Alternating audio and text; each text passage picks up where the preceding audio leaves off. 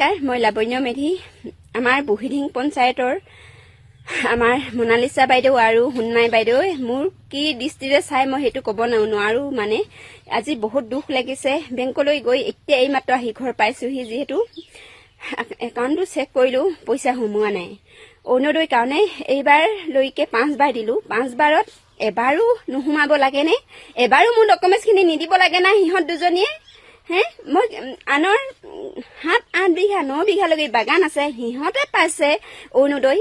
মোৰ মাত্ৰ মাটি 2 বিঘা, মোৰ পথা মাটি নাই। মই বন্ধক লৈ বা ভাগি কৰি খাই আছো। মই আজিলৈকে অৰুণোদয়ৰ কাৰণে মোক ডকুমেণ্টছখিনি মোৰ অনলাইন কৰি নিদিয়ে। মই ফটোও দিওঁ। এতিয়া ৰেচন কাৰ্ড আছে, জব কাৰ্ড আছে। ৰেচন কাৰ্ডখন উলিয়াব যাওঁতে তেতিয়া মোক গণ্ডগোল লগালে। তেতিয়া মই ইয়াত নোৱাৰিবি, বেলেগত উলিয়াই গৈছেন বুলি। মই নিজে 2000 টকা খৰচা কৰি মই ৰেচন কাৰ্ড উলিয়াই থৈছো। ৰেচন কাৰ্ড উলিয়াই মেলি মই এতিয়া চাউল খাই আছো, 15 কেজি চাউল। 3টাই মানুহে খাই আছো, দাইল নিমখ চেনি খাই আছো। তেতিয়া মই দুখীয়া হৈছিলো। গেছ চিলিণ্ডাৰ পালো, তেতিয়া মই দুখীয়া হৈছিলো। এতিয়া অৰুণোদয়ৰ কাৰণে কেনেকৈ ধনী হলো? এইবাৰ 5 বাৰ দিয়া হ'ল। সুৰেণ ফুকনে কৈছিল, তাৰ অফিচত মিটিং হৈছিল। সেইদিনা গাঁও সভা মিটিং হৈছিল, মই গৈছিলো। 2000 পোষ্ট আছে, 2000 পোষ্টত দিব পাৰিব, খালী হৈ আছে বুলি লগালগ মই জিএছ কৰাই পিছদিনাখনে দিছিলোগে। মনালিছা আৰু হুনমাই 2 গৰাকী আছিলে আমাৰ বুঢ়ীডিং পঞ্চায়তত। বহুত বেয়া লাগিছে। যিহেতু বেয়া লগা দুখত কৈছো, যাতে আপোনালোকে মোক সহায় কৰিব আৰু ভিডিঅ'টো শ্বেয়াৰ কৰি দিব। আজি মই যদি জব কাৰ্ডখন উলিয়াওতে মই ধনী নহয়, ৰেচন কাৰ্ডখন উলিয়াবলৈ যাওঁতে ধনী নহয়, গেছ চিলিণ্ডাৰটো যদি উলিয়াব যাওঁতে ধনী নহয়, অৰুণোদয়ৰ কাৰণে কেনেকৈ ধনী হলো?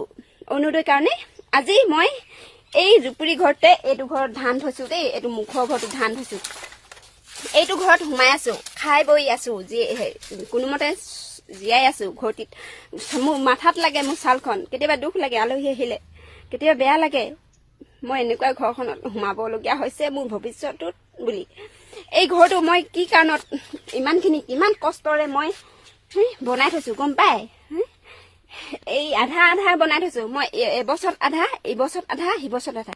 মই কিমান গৰু বিকিলো, কিমান ছাগলী বিকিলো, কিমান হাঁহ বিকিলো, কিমান কুকুৰা বিকিলো মই জানো। আৰু মানুহজনে বেংগলোৰত কাম কৰি যিমানখিনি টকা পালে সিমানখিনি ভৰাই থৈছো। ইমানখিনিলৈকে যদি ঘৰটো উঠিব হয় কিমান টকা লাগে? যিয়ে ঘৰ বনাই সিহঁতে জানে। কিন্তু এই অৰুণোদয়ৰ কাৰণে কিহৰ ধনী? মই মাত্ৰ মাটি মোৰ 2 বিঘা আছে। সেই 2 বিঘাত মই কেনেকৈ ধনী হলো? হিমন্ত মামাই সকলোকে সমান চকুৱে চায়। সেই সমান চকুত সকলো মহিলা সমান। হিমন্ত মামাই সকলোকে আই মাতৃসকল ৰেচন কাৰ্ড আছে মানে অৰুণোদয় পাবা, ঘৰ পাবা বুলি কয়।